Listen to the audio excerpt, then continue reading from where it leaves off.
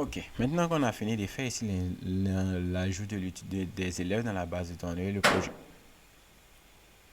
prochain sur lequel nous allons travailler, ça sera ici l'édition. Donc on va pouvoir que lorsque l'utilisateur va cliquer ici sur le bouton modifier, il puisse être redirigé sur un formulaire qui va permettre d'éditer les informations de son élève, de l'élève en cours. Donc comment est-ce qu'on fait ça? On va se rendre au niveau de LiveWire et on va chercher le fichier liste des élèves. Et ici, sur le formulaire, là où est-ce qu'on a mis le clic de l'édition, ici on va juste modifier la route, ça sera pas settings.edit_level, ça sera settings.edit, non plutôt settings, mais ça sera plutôt students.edit. Ok, là ça sera student.edit. Et si on rafraîchit ça, qu'on clique maintenant ici sur modifier, on est redirigé ici sur la page d'édition de l'élève. Ok, donc là on peut clore le create level, create level, create level. Et là on va générer ici une nouvelle composante LiveWire qui va permettre de faire ici l'édition. Donc là on va créer une nouvelle composante qu'on va appeler edit élève. Ensuite au niveau de student, on va copier tout ce qui est dans le create et le mettre dans le edit. Et là ça sera edit élève. Et ici ça sera éditer un élève qui sera ici le nouveau titre. Donc là si on rafraîchit, on aura le message qui dira edit élève. Ensuite on va aller au niveau du dossier LiveWire, on va rechercher edit, on va rechercher create élève et copier tout son contenu pour le mettre au niveau de edit élève. On va le remplacer ici. Là la méthode ça sera plus store, ça sera update. Donc on va juste remplacer la méthode ici par défaut. Ensuite, comme on l'a fait au niveau du niveau, on a passé ici les paramètres qu'on souhaitera récupérer au niveau ici de ce LiveWire. Donc on fera ici la même chose au niveau de ce student. Au niveau de edit.plate.php, on passera ici un nouveau paramètre qu'on appellera ça élève pour récupérer les informations de l'élève actuel. Et ici ça sera $student. Je pense que c'est ce qui a été récupéré dans la base de données. Donc on va vérifier ça ensemble. On va aller au niveau du app controller, student controller. Et pour la méthode edit, on voit qu'on fait ici un compact de student. Donc ici au niveau de edit élève, mais c'est plutôt edit.blade.php, je dois ici faire un élève qui est égal à la variable student qui lui est passé. Donc si on rafraîchit ça, on ne verra absolument aucun changement. Donc ce qu'on va faire maintenant, c'est de nous rendre maintenant au niveau de edit élève dans le dossier LiveWire et ici lui dire qu'on a une fonction publique qui s'appelle $élève qui arrive. Et là encore on va utiliser la même méthode de LiveSQL qui sera la même fonction mount qui va permettre de mettre à jour les variables. Et ici on va aller au niveau de create élève et copier ici toutes ces variables qu'on avait instanciées ici. Donc là on va venir les définir juste sous élève. Et ici on mettra ici de la vis, on va instancier le matricule, on récupère la valeur du matricule en partant de la vis élève et ici on récupère le matricule. Donc là on va enregistrer le matricule et venir rafraîchir pour voir si ça marche. Là on n'a rien. Et pourquoi est-ce qu'ici on n'a rien? Ici c'est monte, c'est pas monte, il manque un T. Et là si je fais un DDD de la élève, voir ce qui me retourne. Donc là c'est dependent de la vis élève. Et là il me retourne rien.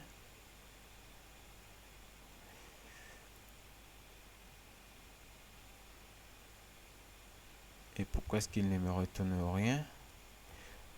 Voyons voir au niveau de élève de student.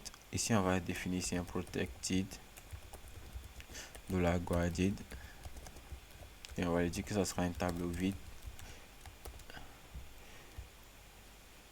Et là on a deux élèves. Pourquoi est-ce qu'il ne retourne aucun des deux élèves? Donc là il dit 2, il ne retrouve pas. On va faire un tour au niveau du student controller.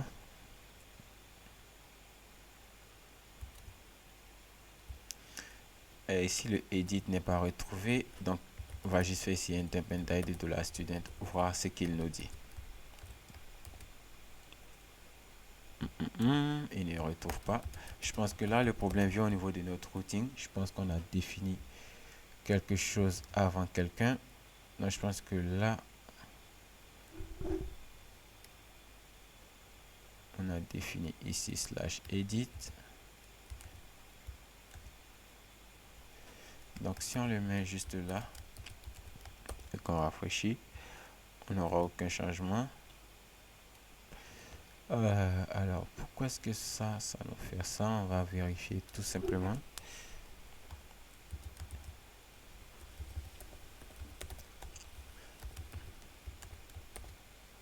Donc là, le ID c'est 2. On récupère bel et bien le ID.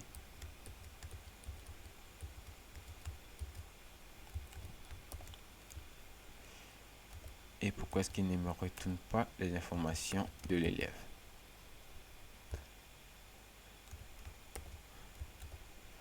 Donc je vérifie au niveau du level, c'était la même chose que j'avais fait. J'avais aussi fait un level et fait tout ça. C'est la même chose. Pourquoi est-ce qu'il ne me retourne pas les informations de l'élève actuel?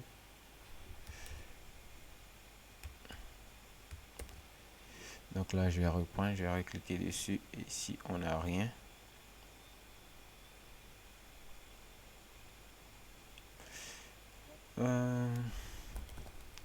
Donc là, on va faire un coup de tout sur phpMyAdmin, voir si notre enregistrement existe. Il existe, c'est vrai, puisqu'on a réussi à lister les éléments ici. Mais puisque je n'arrive pas à accéder aux détails d'un élève, je préfère aller me rassurer encore plus que ça existe. Donc là, on aura ici la table student qui contient bel et bien nos 2 enregistrements. Alors, pourquoi est-ce qu'il ne me retrouve pas ici l'élève? Alors, au niveau du web.php, au niveau au niveau de l'edit, je passe ici le paramètre élève et au niveau de student controller, ce que je vais récupérer ici c'est $student. Donc voilà pourquoi est-ce qu'il ne récupère pas la bonne variable. Donc c'était soit je renomme ça par $élève, soit je vais au niveau de web.php et je remplace ici élève par student. Donc là, je vais préférer remplacer student dans la variable web.php. Et cette fois, si je rafraîchis, je vois que là, j'ai mes attributs qui apparaissent. Wow, c'était chaud. Une petite erreur comme ça et j'étais paniqué. Donc maintenant qu'on a retrouvé la source du problème, on va pouvoir continuer. Donc on va se rendre dans LiveWire, Edit élève et retirer ici ce DD qu'on avait mis. Donc là, on va rafraîchir maintenant. On voit que là, on récupère le matricule. Et ici, on va continuer avec les autres champs. Donc là, je vais dupliquer ça plusieurs fois. Et si ça, tant pis, si ça dépasse, je vais supprimer. Donc là, on aura le nom. Là, on aura ici le prénom. Là, on aura ici la naissance. Et là, on aura ici le contact du parent. Là, ça sera le dernier champ. Donc là, ça sera contact parent.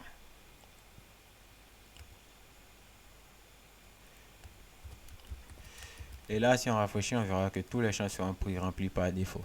Et ensuite, il va falloir ici créer une nouvelle méthode qui va s'appeler update, qui va permettre de faire ici la mise à jour de ces données. Donc ici, on va récupérer l'élève en cours. Donc ici, on va faire un student égal à du modèle student, find. Et ici, ça sera de la vis student. Donc c'est de la vis élève plutôt. ID. Donc là, on va récupérer le ID de l'élève et rechercher cet élève-là. Ensuite, on va aller au niveau de create élève et on va copier ici toute cette condition qui permet de faire ici l'ajout. Donc, on va copier tout avec le try et le catch et le validate. Et on va aller au niveau de edit élève et juste en bas de l'instanciation de student, on va la coller.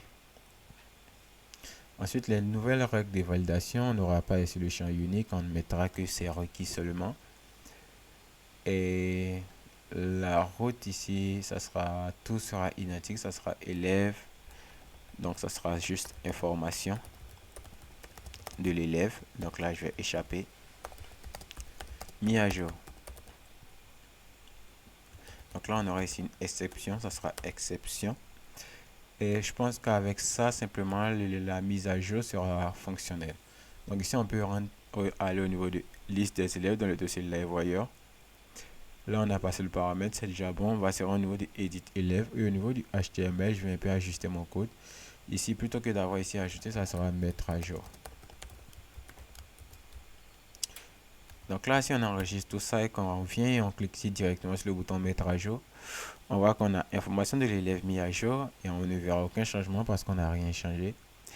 Et là, si je viens ici que je change, je l'appelle Lionel Do et que je viens maintenant cliquer ici sur mettre à jour, je vois que là, mon interface a été mise à jour et ici à la place de John Doe, il y a mon Lionel Do. Donc là, ici, vous avez un petit challenge à mettre en place. Vous pouvez mettre ici en place le fonctionnement du bouton supprimer.